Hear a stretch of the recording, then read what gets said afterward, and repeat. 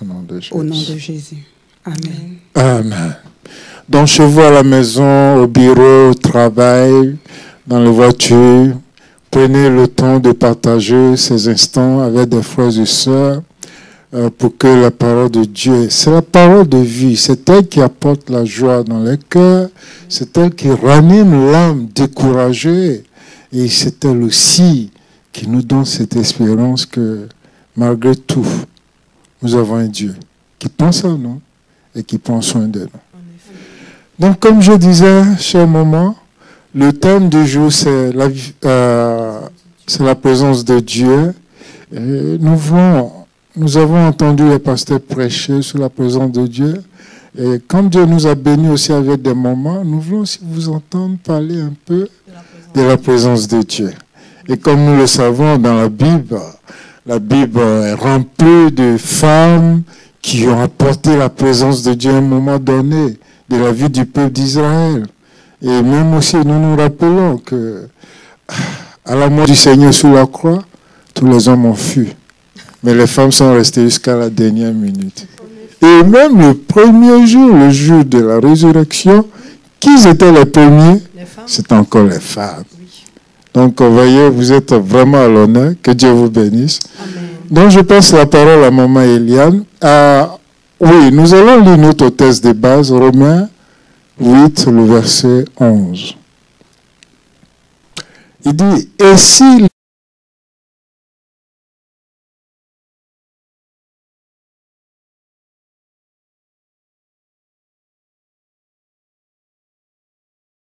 corps mortel par son esprit qui habite en vous.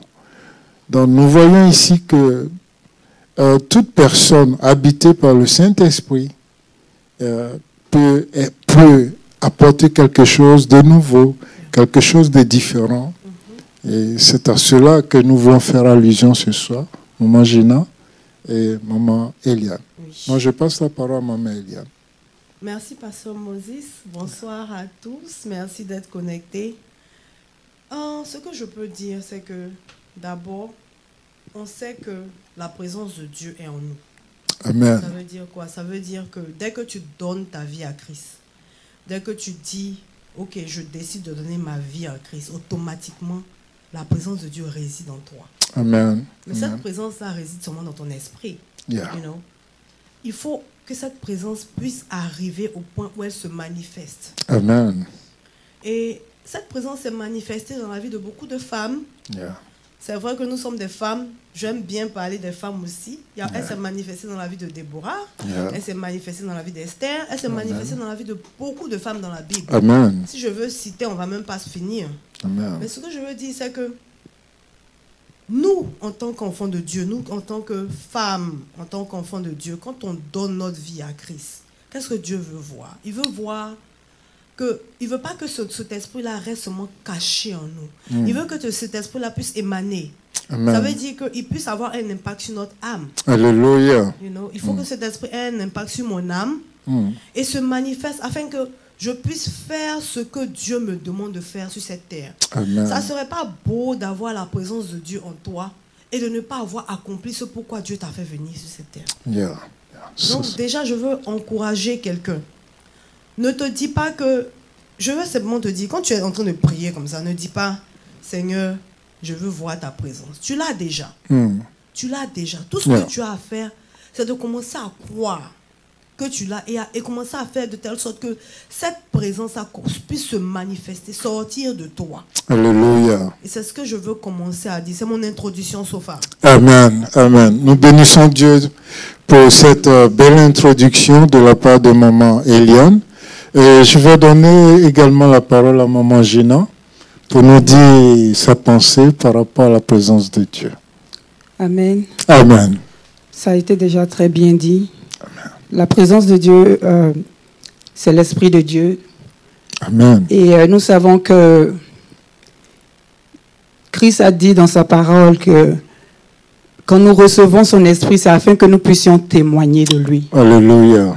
Et donc, une fois que nous recevons la vie de Christ, une fois que nous recevons Christ comme notre Seigneur et notre Sauveur, ce qui vient attester de notre appartenance maintenant au royaume de Dieu, justement, c'est l'esprit que Dieu met en nous. Amen. Et cet esprit-là, c'est lui-même.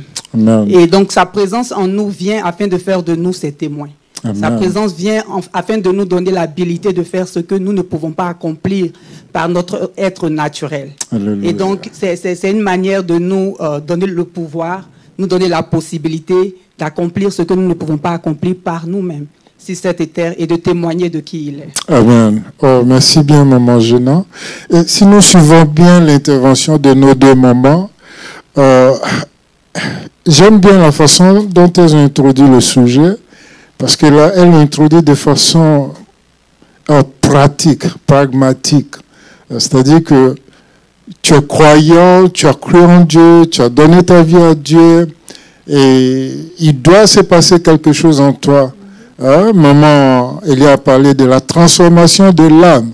Donc ton âme doit être transformée, et il faut qu'on voit qu'il y a une transformation véritable. Et Maman Géna parle également que tu ne peux pas avoir l'Esprit de Dieu et ne pas faire ce que l'Esprit de Dieu attend que tu fasses. Dieu donne son Esprit pas juste pour te donner, mais c'est pour faire quelque chose. Et comme elles ont dit, nous avons un objectif à atteindre sur cette terre, nous avons un but précis. Dieu a un but pour notre vie et nous devons atteindre ce but. Donc pour continuer, nous avons vu l'exemple qu'a donné le pasteur Landry ce dimanche. Il y avait un homme en Israël, son nom c'est Gédéon. Dieu dit qu'il est un vaillant héros, alors que tout le monde le connaissait comme un peureux. Il allait se cacher sous les montagnes pour vanner son blé, pour ne pas que la paille de blé arrive chez les Madians et que les Madians sachent que les Israélites sont en train de moissonner. Mais dans son état, Dieu vient et Dieu lui dit, vaillant héros. Et nous avons vu que c'était difficile pour lui de croire. Mais en progressant, Dieu lui a prouvé que ce que Dieu dit, c'est ce qui est vrai. Donc la vérité de Dieu est plus vraie que parfois la réalité que nous vivons. Qu'est-ce que vous en pensez, maman? Pasteur Moses, je pense que, on a souvent tendance à croire, à se minimiser. Moi, je veux parler à quelqu'un ici. J'aime bien être pratique par rapport à nos vies, à la vie active, à ce vie de nos jours. Yeah. Les gens ont tendance à se minimiser, mais pourquoi est-ce qu'on parle de la présence de Dieu? En toi, Dieu a mis quelque chose que peut-être Pasteur Moses ne peut pas voir, Maman Géna ne peut pas voir, mais Dieu seul a la capacité de voir ton habilité, ta capacité, ton aptitude. Alléluia. Gédéon, en effet, avec tous ces critères-là. Mais c'est parce que lui-même, il ne pouvait pas voir le futur. Donc, il ne pouvait pas savoir de quoi il était capable. C'est pour ça qu'il se minimisait. Il se disait, est-ce que c'est à moi il parle? Et beaucoup de personnes, nowadays, dans nos vies maintenant, ont tendance à minimiser ce qu'ils ont, leurs aptitudes, leurs capacités.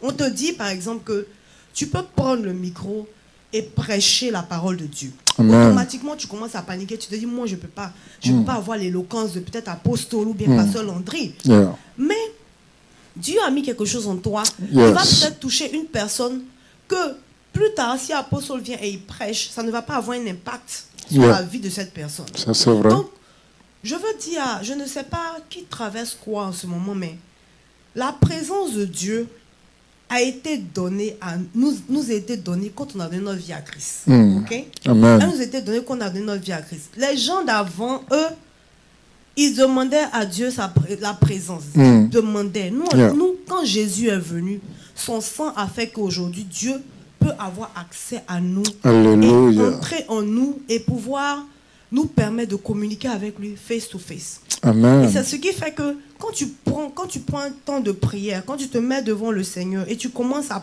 croire vraiment que ce qu'on dit de toi, c'est ce qui est, automatiquement cela se manifeste. Alléluia. Donc on doit commencer à croire à ce qu'on a en nous.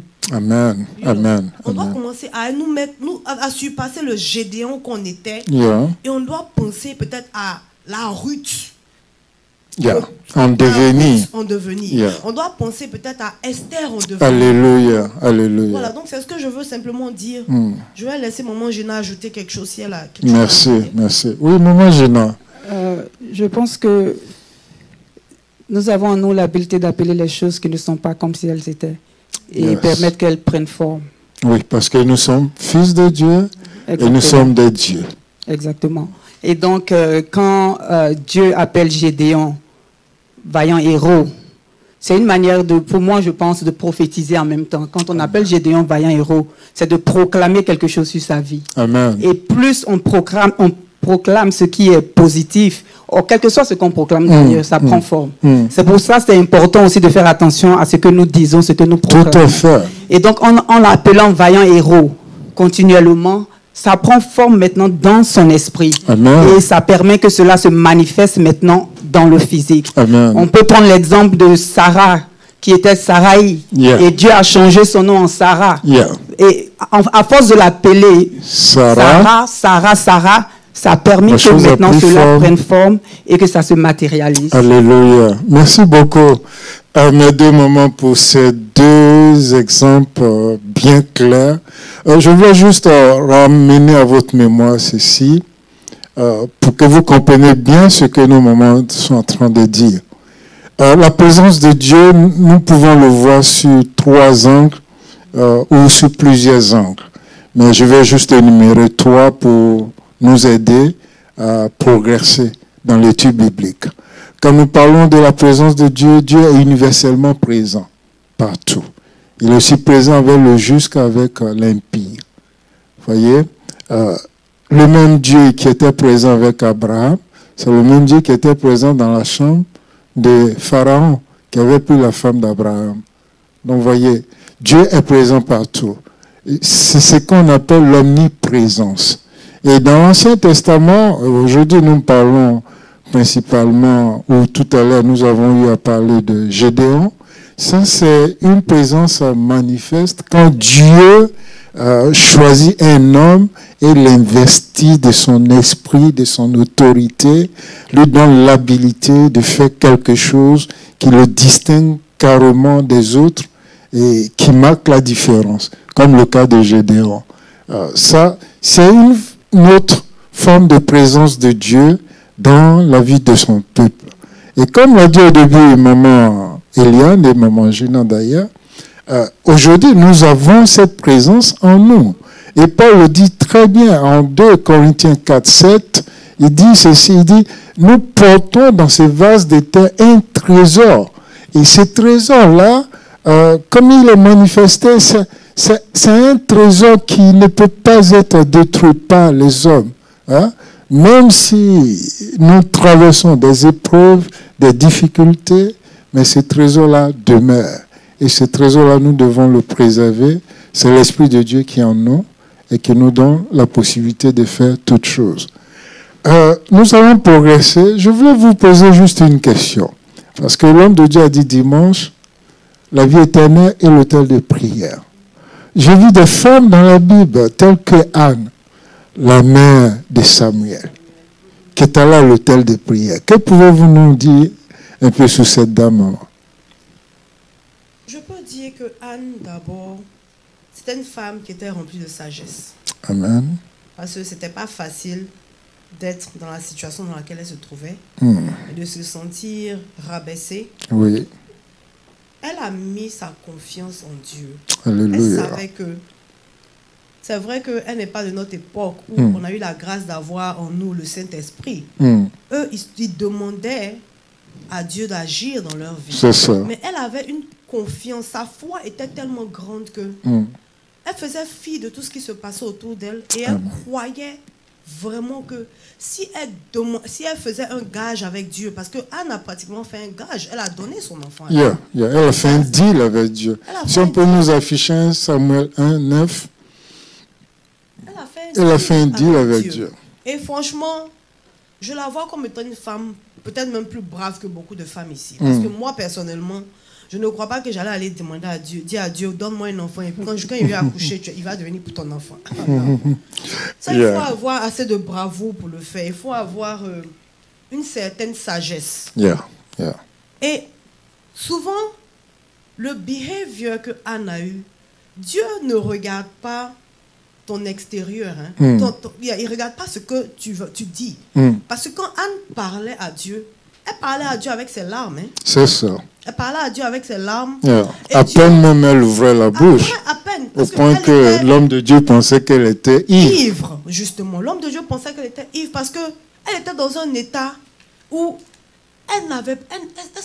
Comment je peux dire, excusez-moi du terme, mais elle s'en foutait de tout ce que les gens pensaient. Oui, justement, maman, quand nous lisons le verset 9, il dit, Anne se leva après que l'on eut mangé et bu à Silo. Le sacrificateur Élie était assis sur un siège, près de l'un des poteaux du temple de l'Éternel. Verset suivant. Et l'amertume dans l'âme, elle pria l'Éternel et elle versa des pleurs. L'amertume. Pasteur Moses, on dit l'amertume dans l'âme. C'est que elle avait tellement traversé des choses que... Est-ce qu'on peut parler un peu de l'expérience de Anne?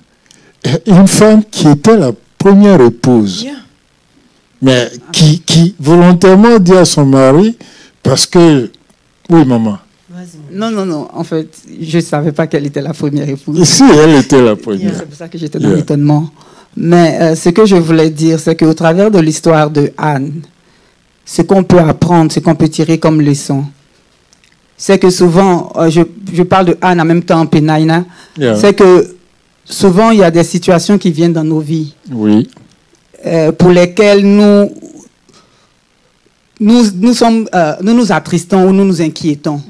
Mais souvent, ces situations-là sont des bénédictions déguisées, en fait. Oui. Parce que je suis certaine... préparer pour notre miracle. Je suis certaine que si sa rivale, Pénina ne faisait pas ce qu'elle faisait, n'était pas en train de se moquer d'elle, Pénina n'était pas en train de l'angoisser, Anne n'allait pas atteindre la dimension de prière qu'elle a pu atteindre. Maman, c'est-à-dire que nous avons besoin de Pénina dans nos vies pour réussir. En effet. Je veux dire que souvent, Dieu utilise les moyens qu'il veut. Des Pénina. Comme des frères de Joseph. Exactement. Pour accomplir son plan. Exactement. Comme les Juifs du temps de Jésus pour accomplir le dessein de Dieu. En effet. Comme Saül qui courait après David. Et cela a permis à David de parcourir tout le territoire. Souvent, on a besoin de personnes comme ça qui viennent et qui boostent notre esprit qui est en nous. Il booste, cette personne-là vient booster nos capacités. Votre foi. Nos capacités, je veux dire. Parce que si...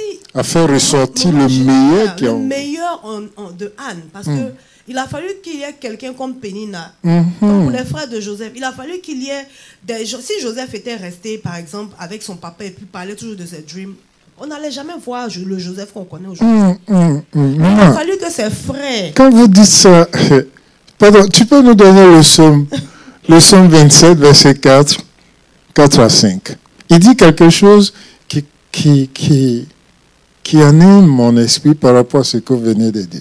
Il dit, Éternel, non, verset 4, c'est ça? 27, verset 4. Parlons toujours de la présence de Dieu. Voyez, il dit, je demande à l'Éternel une chose que je désire ardemment. Je voudrais habiter toute ma vie dans la maison de l'Éternel pour contempler, en d'autres termes, pour contempler la gloire de l'Éternel et pour admirer son temple, sa beauté. Amen. Voyez, verset 5. Et ici, je reviens au Pénina. Car il me protégera dans son tabernacle au jour du malheur.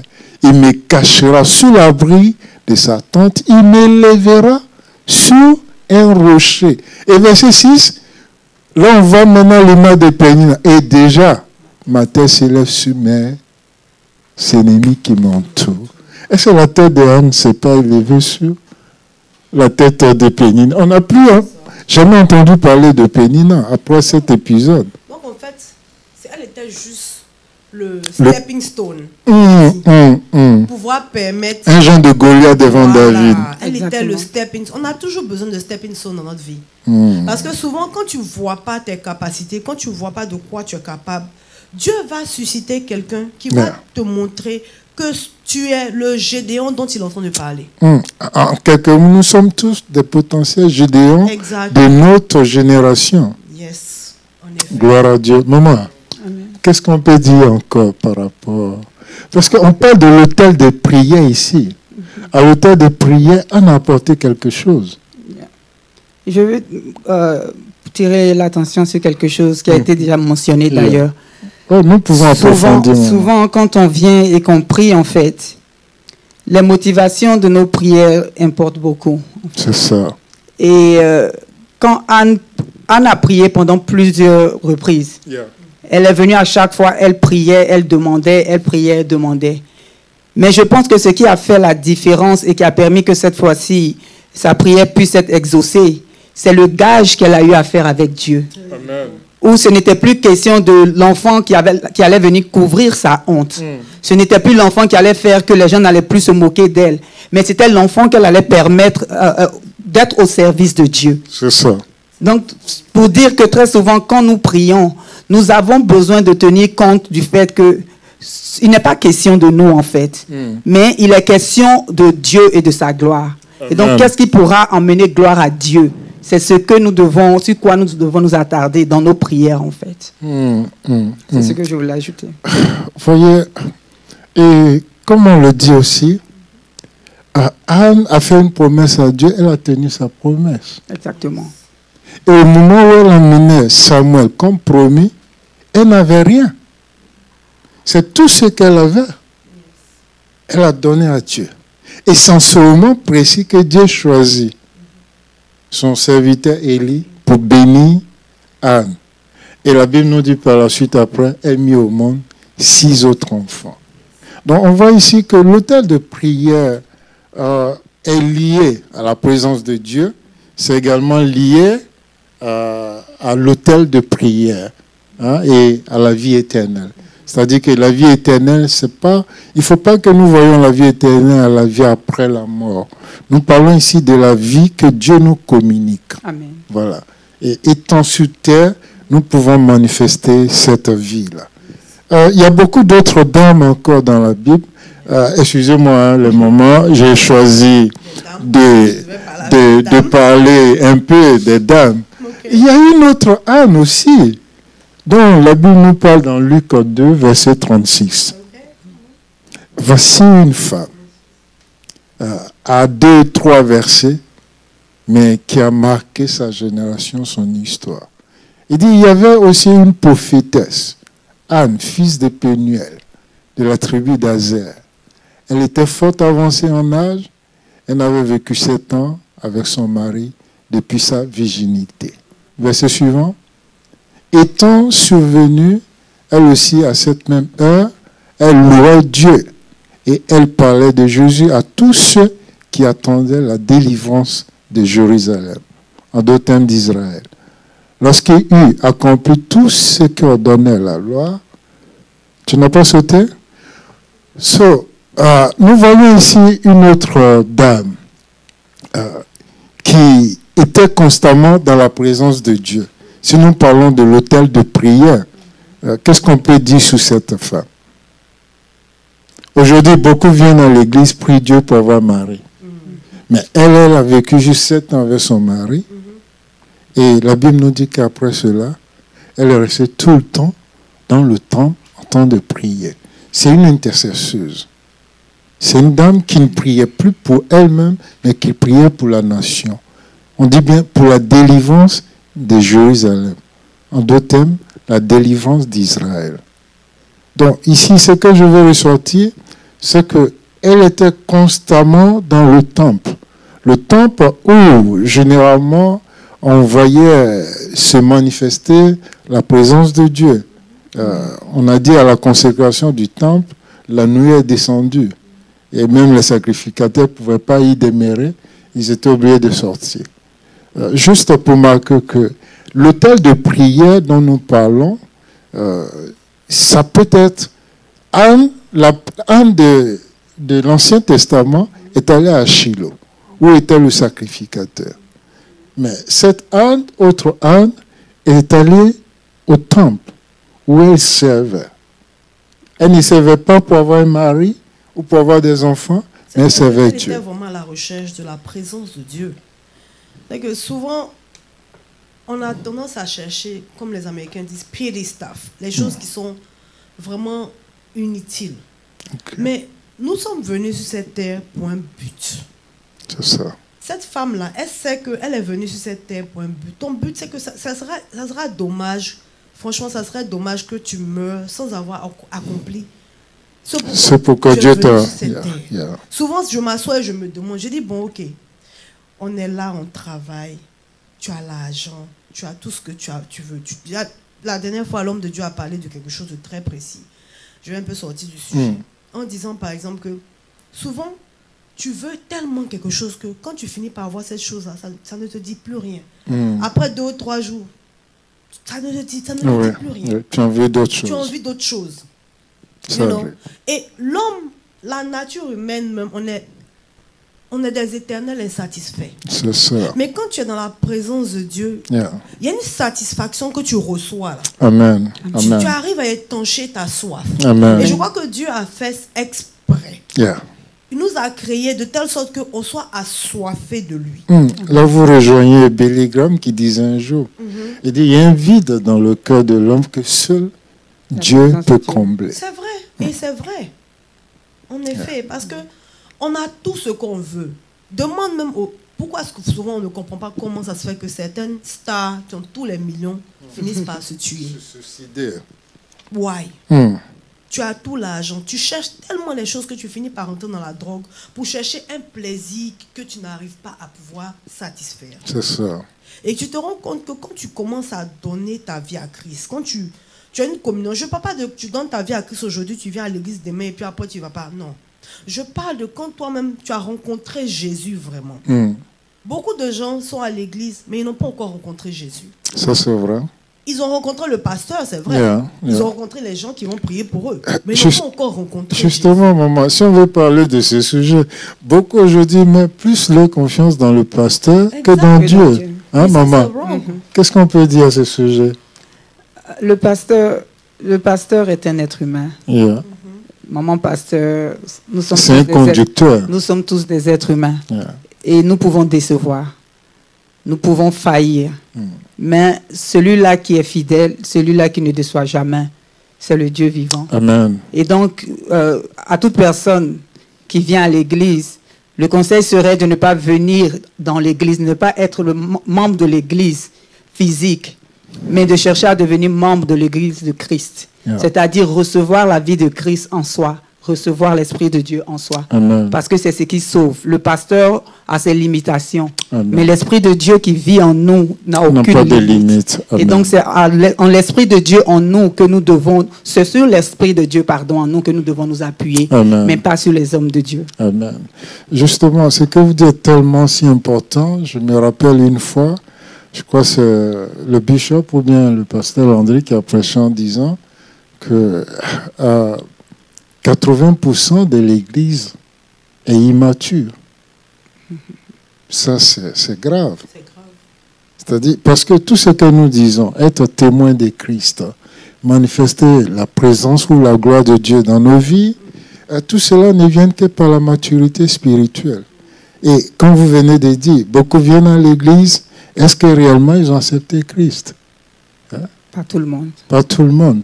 Et ce qui fait que, bon, on est plus habitué aux hommes de Dieu, tout comme Saül. Saül croyait au Dieu de Samuel, mais ce n'était pas son Dieu à lui. Vous voyez, il n'avait aucune intimité, aucune communion avec Dieu. Au point même qu'il dit à Samuel, il dit, prie ton Dieu. À 3 reprises, il lui dit cela, dans 1 Samuel 15, à 3 reprises. Et il dit, prie ton Dieu, afin que je sois honoré devant. Il cherche la gloire des hommes et non de Dieu. Et quand Samuel meurt, plutôt que d'aller vers Dieu, il court encore vers l'esprit de mort de Samuel. Et ils sont nombreux aujourd'hui qui courent après les prophètes. Ils courent après les prophètes pour avoir je vous dis que c'est pas mauvais d'avoir un père spirituel prophète. Mais nous devons aussi cultiver notre communion avec Dieu. Tout à fait. Parce que je me rappelle la dernière fois sur ce plateau, vous avez parlé de la femme sunamite. Yes. Et quand nous lisons 2 Rois 4, 9 et 10, nous voyons que peut-être de façon volontaire, cette femme a implanté le tabernacle dans sa maison. Qu'est-ce qu'on peut dire de ça? Maman, allez-y. Je veux dire que c'est d'abord la vie du croyant, c'est d'abord une relation personnelle avec Dieu. Avec Dieu. C'est-à-dire, le pasteur Landry a mentionné cela la fois dernière, qu'il sera important que nous puissions bâtir des hôtels dans nos propres maisons. Amen. C'est-à-dire faire de notre vie de prière, non pas quelque chose, une action que nous posons les dimanches ou les jours de culte de l'Assemblée. Un lieu précis. Parce que le Seigneur a dit, ce ne sera plus seulement à Jérusalem ou sur la montagne. Exactement. Donc nous devons bâtir une vie personnelle, une relation intime avec Dieu. Et je pense que c'est ce que cette tsunamite-là a fait. Elle n'a pas eu besoin qu'un prophète vienne lui dire de reconnaître ces hommes-là. Mais parce qu'elle avait pris l'habitude de rester dans la présence de Dieu, elle pouvait reconnaître les choses de Dieu. Elle avait le discernement. Exactement. Wow. Ce qui lui a permis d'ailleurs de reconnaître que c'était des hommes de Dieu et qu'il fallait qu'elle prenne soin d'eux et tout ça. Est-ce qu'on peut parler un peu des éléments qui étaient dans sa chambre? Elle dit, faisons-lui une chambre. Une chambre, yes. Une chambre de elle a pierre. représenté le tabernacle. Yeah. You know, parce que dans les messages précédents qu'on a entendus, on nous avait dit qu'à cette époque-là, oui, pour que Dieu puisse agir, il fallait qu'il aille dans le Saint des Saints. C'est ça. Il ne pouvait pas aller dans le lieu saint, Oui. dans le parvis. C'est pourquoi on dit l'Ancien Testament. Voilà. Il allait ou dans l'Ancienne le Alliance. Saint, il faisait sa présence seulement dans le Saint des Saints. Yeah. Et si je veux voir ça comme l'histoire de la tsunami, c'est comme une image. Yeah. Basically, elle a construit le tabernacle où Dieu pouvait s'installer dans le Saint des Saints qui est dans sa maison. Elle a fait un temple plutôt en briques, Yeah. tu know, de telle sorte que l'homme de Dieu puisse avoir accès à ce temple-là. Et on trouvait des éléments. On trouvait les éléments qui se trouvaient dans le temple dans le tabernacle. Exactly. Tel que la table de pain, tout le chandelier, exactly. Toutes ces choses étaient le chandelier. Et l'autel de prière était là. Qui et le sacrificateur qui était... C'est pratiquement une image du tabernacle. Mais elle était très avancée dans le spirituel, cette dame, maman. Très avancée. Ce qui est né de sa relation, je suppose. Et je me rappelle la dernière fois, vous disiez ici, quand l'homme de Dieu lui donne une prophétie, non, moi je crois pas aux prophéties. Je veux qu'un pasteur, un prophète m'impose la main et dit, Pasteur Moses, voici ce qui va t'arriver dans 5 ans, 10 ans. Ça, je le veux. Mais cette femme, elle refuse. Elle dit, homme de Dieu, je ne t'ai rien demandé. Je ne t'ai rien demandé. Wow. En effet. Je ne t'ai rien demandé. C'est une femme sage. C'est une femme sage parce qu'elle n'était pas après une certaine prophétie. Elle ne cherche. Elle n'a pas fait ça parce qu'elle voulait quelque chose. Elle a fait ça parce qu'elle-même, elle avait une communion avec Dieu. Elle a fait ça parce qu'elle a reconnu que ce monsieur-là, Carrie, et ce monsieur-là portait en lui la présence de Dieu. Donc elle a dit, je vais faire le tabernacle dans ma maison. Le tabernacle, ça va rester dans ma maison. Alléluia. C'est ce que je veux voir dans ma maison. Donc elle a apporté le tabernacle inside the house. Elle a apporté la présence de Dieu dans sa maison. Et quand nous regardons la suite, ce que cette femme n'avait pas, elle a reçu. Ce qu'elle n'a pas demandé. Comme le Seigneur nous le dit d'ailleurs, cherchez premièrement le royaume des cieux et sa justice. Et quand on pousse le puits un peu plus loin, cette femme, c'est pas parce qu'elle a fait ça qu'elle n'a pas eu de problème dans sa vie. La Bible dit que l'enfant tomba malade et il mourut. Et qu'est-ce que cette femme va faire? Pasteur Moses, tu sais, souvent Dieu te donne des choses et il veut voir jusqu'où tu l'aimes. Et je crois que c'était comme un challenge. Dieu voulait voir... Comme il l'a fait pour Abraham. Exactement. Il voulait voir si vraiment... Il dit, c'est maintenant, je sais que tu crains l'Éternel. Exact. Il voulait et que juste tu voir si elle avait vraiment Elle disait, ce qu'elle disait était, si son amour pour lui surpassait son amour pour son enfant. Parce que c'est bien beau de dire, je ne veux rien. Et il te donne un enfant. Tu chéris l'enfant. Tu aimes ton enfant. Oui, elle a aimé cet enfant. Et automatiquement, quelque chose arrive. Dieu veut voir maintenant, ok, je t'enlève l'enfant là. Maintenant que l'enfant n'est plus là, comment tu vas réagir? Et qu'est-ce qu'elle a dit? Tout va bien. Wow. La sagesse, parce que... Et l'homme qui n'a rien fait, celui qui prend l'enfant pour aller au champ, maman. Comme quand nous les hommes, souvent, nous aimons nous tirer la gloire des choses. Mais je veux dire que, vous savez, tout homme, Dieu n'a pas menti en disant à Adam, c'est pas bien que tu sois seul. Il dit, je te donnerai une aide qui t'est semblable. À ce sens que, aussi longtemps que tu demeures seul, il te sera difficile d'accomplir certaines choses. Maintenant, on voit cette femme avec son mari. Elle a caché à son mari ce qui s'est réellement produit. Hein, maman, qu'est-ce qu'on peut dire? Je pense que c'était parce qu'elle savait que la solution ne viendra pas forcément de son mari. Parce que celui qui a fait la promesse et qui lui a donné cet enfant, ce n'était pas son mari. Et même qui n'avait pas le degré de sa foi à elle. Sûrement. Bon, il y a des personnes, oui maman, tu vas continuer. Il y a des personnes souvent, quand vous avez des problèmes, vous parlez avec eux, plutôt que de vous élever, ils vous enfoncent. Ça c'est clair. Elle a caché à son mari, et qu'est-ce qu'elle a fait avec l'enfant mort? Elle allait voir celui-là qui a permis qu'elle puisse avoir l'enfant. Mais bien avant ce moment, rappelez-vous, elle allait coucher l'enfant sur le lit où dormait l'homme de Dieu. La présence de Dieu est l'autel de prière. Parce qu'elle avait déjà déposé la présence de Dieu dans sa maison. Dans sa maison. Elle savait qu'à tout prix, quelque chose allait se passer. Elle a couché. Elle dit, ok, j'ai apporté la présence de Dieu dans ma maison. Ou comme j'ai reçu ce gift from God, après avoir apporté la présence de Dieu, c'est là-bas que je vais déposer l'enfant. Elle n'a pas mis l'enfant dans leur chambre à coucher. Elle a mis l'enfant dans la chambre où l'homme de Dieu a dormi. Non, j'apprécie beaucoup la foi de cette femme, maman. Oui, j'apprécie beaucoup sa foi. Elle dépose l'enfant sur le lit de l'homme de Dieu. Elle court, elle va vers l'homme de Dieu. Qui lui-même ignorait ce qui s'est passé, maman. Qu'est-ce qu'on peut dire? Du fait que l'homme de Dieu ignorait ce qui s'était passé, ou bien le fait qu'elle soit allée vers l'homme de Dieu? En fait, les deux contestent. Et la femme et l'homme de Dieu. Je pense qu'elle allait vers l'homme de Dieu, comme je l'avais déjà mentionné, parce qu'elle savait que c'était l'homme de Dieu que Dieu avait utilisé.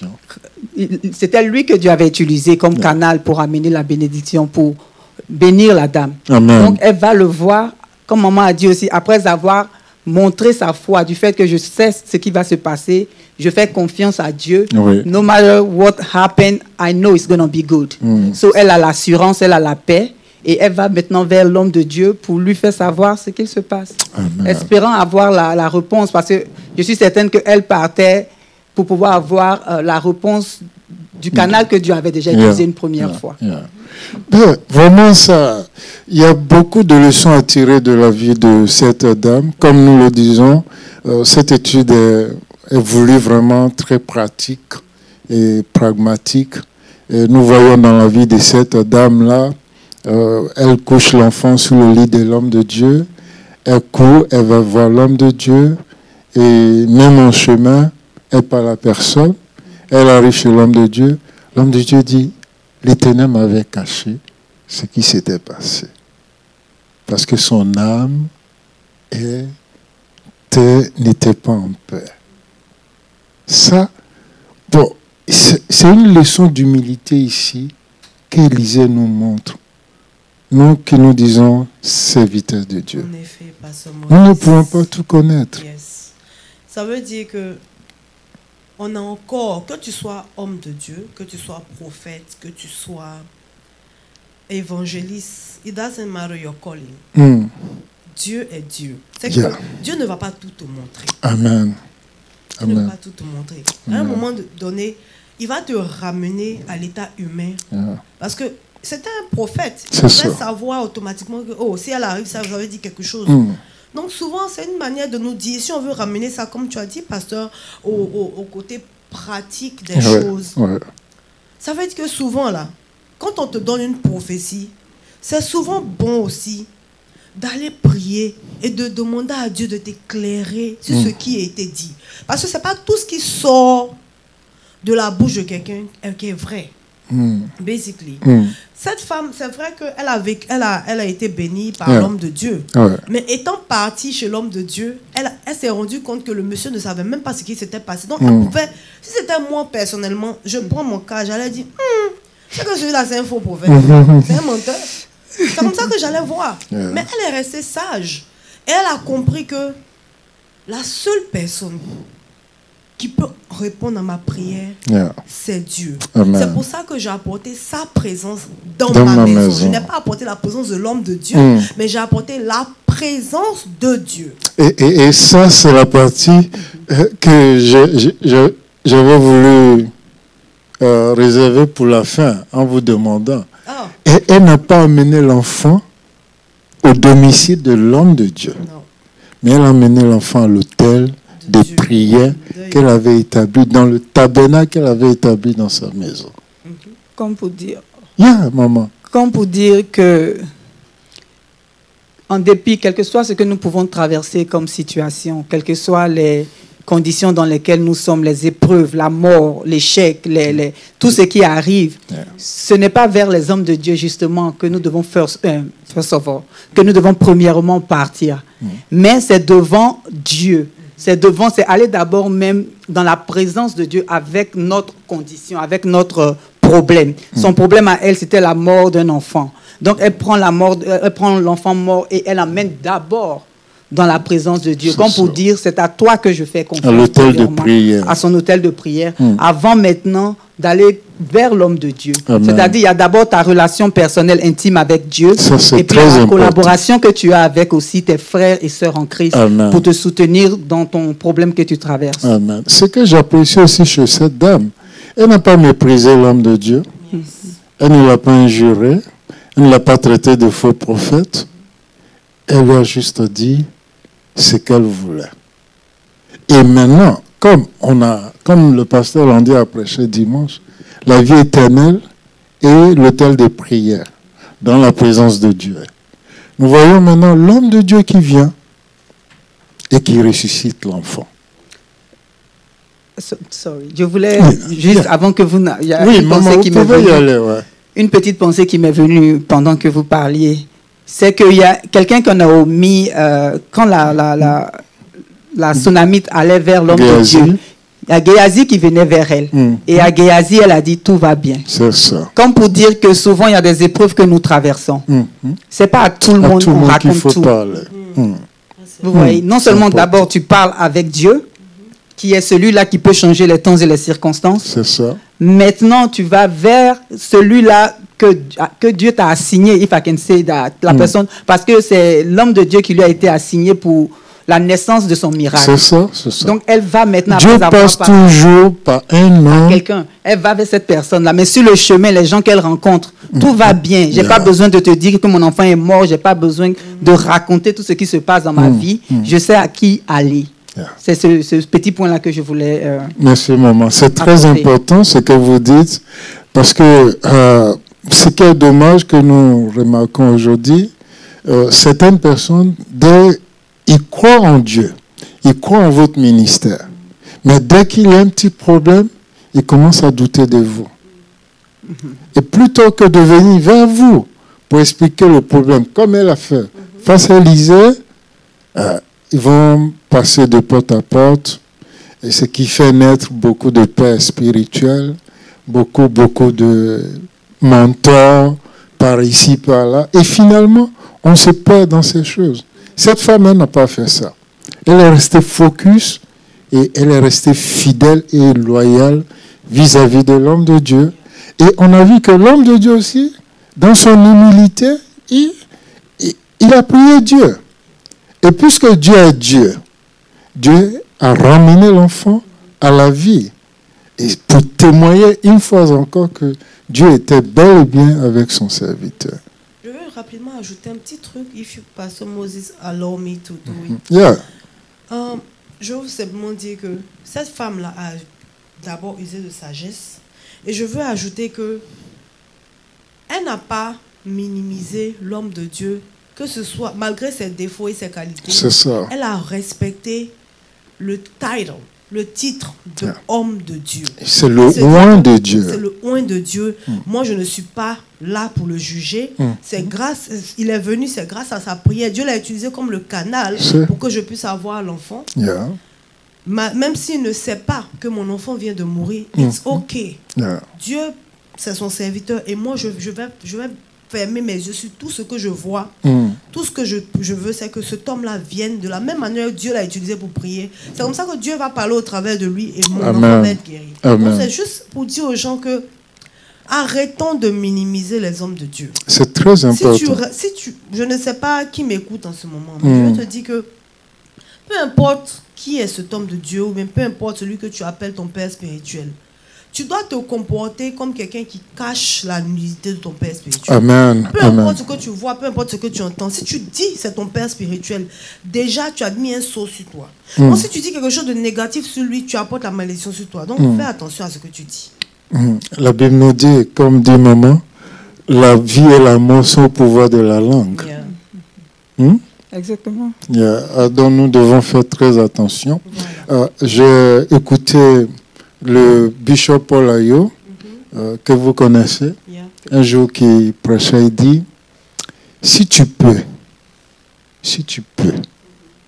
t'humilier devant un homme comme Élie, que Dieu a choisi Samuel à sa place, alors Dieu, certainement, va te donner l'onction d'Élie. Ça veut dire quoi? Il disait ça pour nous insulter, pour dire que mais Élie, le même Élie que Dieu voulait remplacer, parce que la mère de Samuel s'est humiliée devant lui, elle a reçu l'onction d'Élie et qui a été transmise à son fils. Et regardez, il a poussé son enseignement très loin ce jour-là en disant ceci. Vous voyez, Elkana et la mère et Anne sont des Éphraïtes. Or, Dieu a dit de la bouche de Moïse, il dit, seuls les descendants d'Aaron seront sacrificateurs. Mais par la prière de Anne, on a vu que Dieu a changé l'ordre des choses. C'est-à-dire que vos prières, votre autel de prière peut changer le cours d'une vie. Ça peut changer le cours d'une vie. Et il ne faut pas qu'on se minimise. On a vu que la petite servante qui n'a même pas de nom, on dit la servante de Naaman. Elle n'a pas de nom. La Bible ne nous dit pas son nom.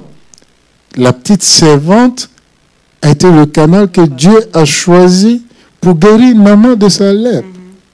Donc il ne faut jamais mépriser le don de Dieu ou la grâce de Dieu dans la vie d'un homme. Il faut toujours respecter ce que Dieu dit. Et Dieu est ferme là-dessus.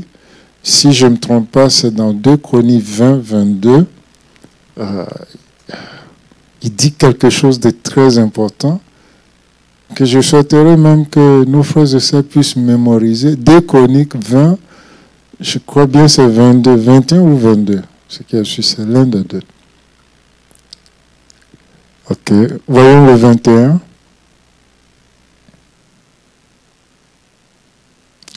Mais le 20.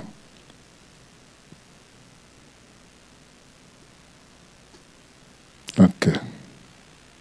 Alors, ce qui est dit de façon... Passons au 21. Il dit, puis d'après, avec le peuple, il nomma des chantres. Ok, 22. Fils d'Ammon, Moab. Ok. Donne-moi le verset 20. 20. De substance, je veux dire, il dit, voilà, il dit, confiez-vous à l'Éternel votre Dieu et vous serez affermis. Confiez-vous à ses prophètes et vous réussirez. Donc voyez-vous ici, la réussite, la prospérité, Dieu a mis dans la bouche du prophète. Le Samuel qui devait naître, c'était dans la bouche d'Élie. Élie qui, quand même, Dieu a décidé de... Vous voyez? Mais c'est quand même lui qui a prié pour Anne pour avoir cet enfant. Si elle avait méprisé Élie ces jours-là, pensez-vous qu'elle aurait eu Samuel? Jamais. Elle n'aurait eu. Elle a honoré lui. Elle a respecté. Elle a respecté, elle a honoré, elle a eu. Donc, il ne faut pas qu'on méprise les hommes de Dieu. Et même, nous voyons que même ce que Dieu reprochait à Élie, il a aussi reproché à Samuel. Plus tard, quand Samuel a vieilli, la Bible nous dit que ses enfants ont reproduit les mêmes choses qui faisaient les enfants d'Élie. Vous savez, Dieu est le Dieu des temps et des circonstances. Donc, il choisit de faire ce qu'il veut quand il veut. Mais nous, par rapport à ce verset, si tu veux réussir et prospérer, mon frère, ma soeur, il faut honorer les hommes de Dieu que Dieu a établis sous ta vie. La Sunamite a honoré l'homme de Dieu. Son fils a été ressuscité. Et ce que j'aimerais ajouter, si tu prends l'habitude même déjà d'honorer tout homme que tu vois, toute personne que tu vois, en dépit des titres et tout ça, il sera encore plus facile pour toi d'honorer ces hommes et ces femmes que Dieu a mis au-dessus de toi. C'est pour dire que ça doit être une habitude. Quelle que soit la nature, quel que soit le titre de cette personne, si tu prends sur toi la décision d'honorer toute personne, pouvoir honorer les hommes de Dieu deviendra même encore plus facile. Amen. Amen. Et ça, c'est une des leçons de notre culture africaine. On nous dit généralement, toute personne âgée, il faut le considérer comme un père potentiel, comme une mère potentielle. Donc, pour une dernière tour d'étape, qu'est-ce qu'on peut retenir de la présence de Dieu et l'autel de prière, la vie éternelle? Qu'est-ce que vous pouvez nous dire? Ok, je commence? Oui, maman, allez-y. J'aimerais dire que, d'abord, comme j'ai dit au début, on a tous la présence de Dieu en nous.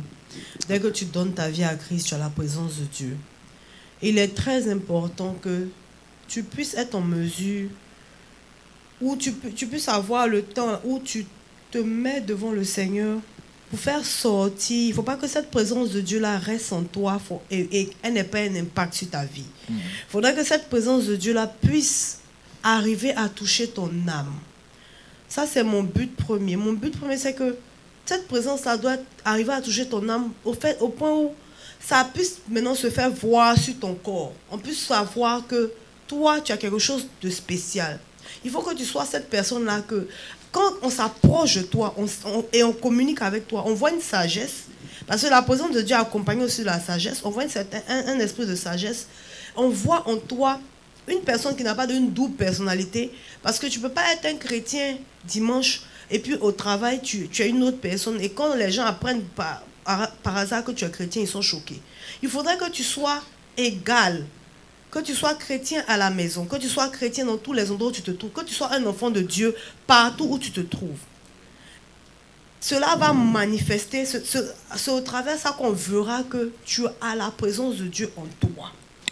Et que cette présence de Dieu-là n'est pas endormie, elle n'est pas enfouie dans ton esprit, mais elle est enfouie dans ton âme, elle est enfouie dans ton corps, elle englobe tout ton être. Amen. Je veux aussi ajouter que ta vie de prière, il faut que tu puisses avoir un temps avec le Seigneur. Je ne sais pas, souvent on a tendance à rush quand il s'agit du Seigneur. C'est qu'on met Dieu comme le number one dans nos activités. Dieu doit être avec toi partout où tu vas. Amen. Tu te lèves le matin, Dieu doit être avec toi. Il faut qu'il soit ton dévancier, même quand tu te conduis ta voiture.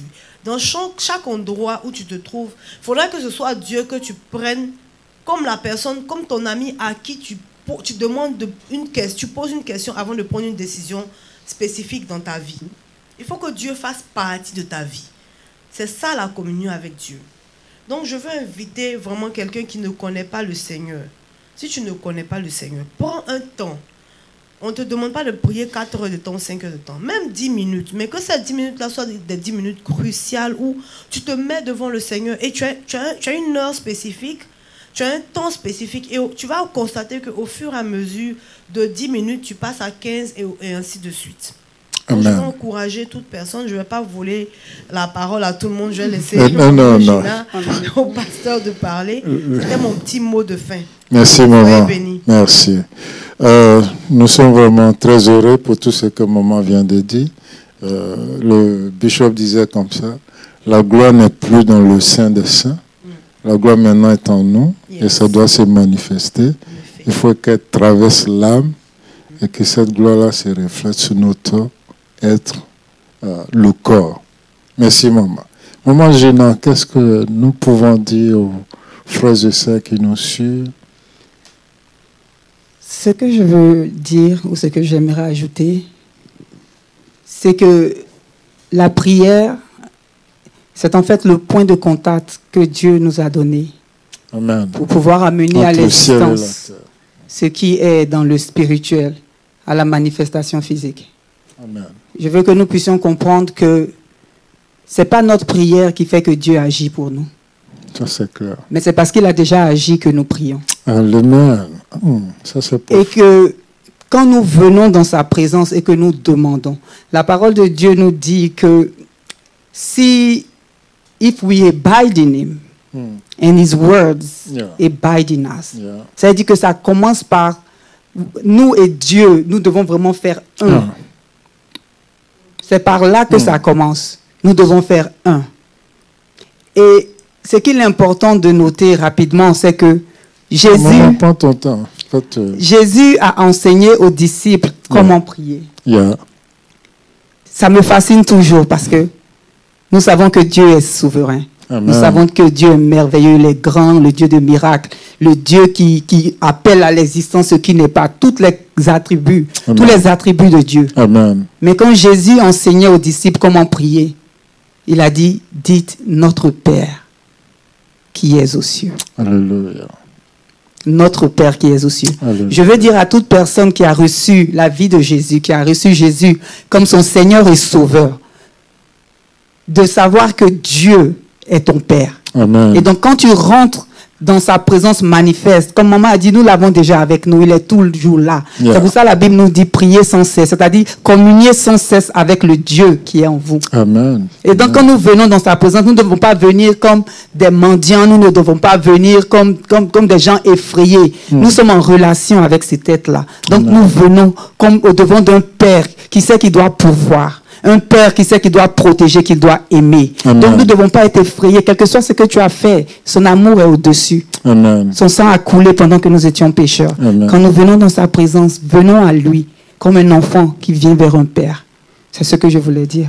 Amen. Je veux rendre grâce à Dieu pour la vie de nos deux mamans, maman Eliane, maman Gina.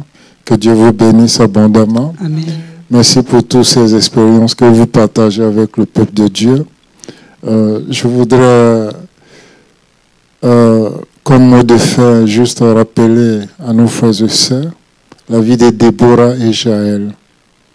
La Bible nous dit dans le livre des Juges 5, versets 6 et 7, qu'il fut un temps en Israël où les routes étaient désertes, où il n'y avait plus de voyageurs. C'était un temps d'isolation pour le peuple de Dieu. Mais en ce temps-là, Dieu a suscité une femme. Comme Dieu a suscité maman Eliane, maman Gina, et beaucoup d'autres femmes dans l'église. Amen. Nous avons maman Sophie, que nous saluons de passage, maman Makengo, maman Honorine, toutes ces mamans de l'église qui font partie du groupe d'interception. Et nous croyons qu'au travers de vous, les mamans, Dieu peut faire quelque chose de nouveau dans notre communauté. Amen. Ça, c'est ce que moi j'ai reçu. Je le crois personnellement. Pas que les hommes ont failli, non, c'est pas ce que je dis. Mais nous avons besoin, partout dans toutes les communautés, vous verrez, là où il y a 10 hommes, vous verrez à peu près 15 ou 20 dames. Donc les mamans, nous comptons sur vos prières sur votre terre de prière à la maison. Regroupez-vous, rassemblez-vous, priez pour la renaissance et pour le renouveau de l'Église. Que Dieu vous bénisse à la maison et que Dieu bénisse tout le peuple. Nous allons prier pour la fin. Maman Gina. Maman Eliane, pardon. Ah, ok. Seigneur, nous te disons merci. Amen. Nous te rendons grâce parce que tu es le Dieu qui est au-dessus de tout nom. Yes, Lord. Seigneur Dieu, nous voulons te confier ce temps qui vient de se passer. Je prie, Seigneur, que tout ce qui a été dit n'est pas tombé, Seigneur, sur une terre aride. Mais je prie, Seigneur, que cela soit tombé sur le cœur de quelqu'un et que ces messages qui ont été dits, toutes ces paroles vont changer la vie de quelqu'un. Au nom de Jésus-Christ de Nazareth. Je veux prier pour toute personne qui déprime en ce moment. Que l'Esprit de Dieu arrive maintenant dans vos maisons. Amen. Et que cet esprit-là vienne travailler en vous afin au nom de que Jésus. l'esprit de dépression vous quitte Au nom de Jésus. Je prie que la présence de Dieu remplisse la vie de toute personne fatiguée. Il dit, venez à moi, vous qui êtes fatigués, chargés. Yes, Lord. Je prie pour un repos. Au nom de Jésus. Seigneur, maintenant que nous allons nous séparer, je prie, Seigneur Dieu de gloire, que ces messages-là aient un impact. Au nom de Pas Jésus. seulement sur ceux qui sont ici avec nous à Dallas, mais partout dans le monde. Au nom de entier. Jésus. Que ce message-là transforme la vie de quelqu'un. Au nom de Jésus. Je prie, Seigneur, que ta présence ne nous quitte pas. Au nom de Jésus. Dieu de gloire, nous voulons te ressembler et nous voulons, Dieu de gloire, aller au-delà de ce que nous pensons, imaginer même qui est en nous. Au nom de Seigneur, Jésus. fais de nous des personnes qui sont au-dessus de ce que Gédéon Au nom de Jésus. Donne-nous d'être des personnes, Seigneur, capables d'accomplir ce pourquoi nous sommes venus sur cette terre. Au nom de Jésus. Merci, Seigneur, pour ce temps. Je bénis ton nom. Esprit de Dieu, recouvre-nous. Couvre-nous afin que Dieu de gloire, nous puissions te sentir maintenant. Au nom de Jésus. Bénis le pasteur Moses, maman Gina. Souviens-toi de tous les serviteurs. Au nom de aussi. Jésus-Christ. Je prie que tu bénisses tous les pasteurs, Dieu de gloire, de la génération. Au nom de Jésus-Christ de Que le Nazareth. nom de Jésus soit élevé. C'est dans le nom de Jésus que j'ai prié. Amen. Amen.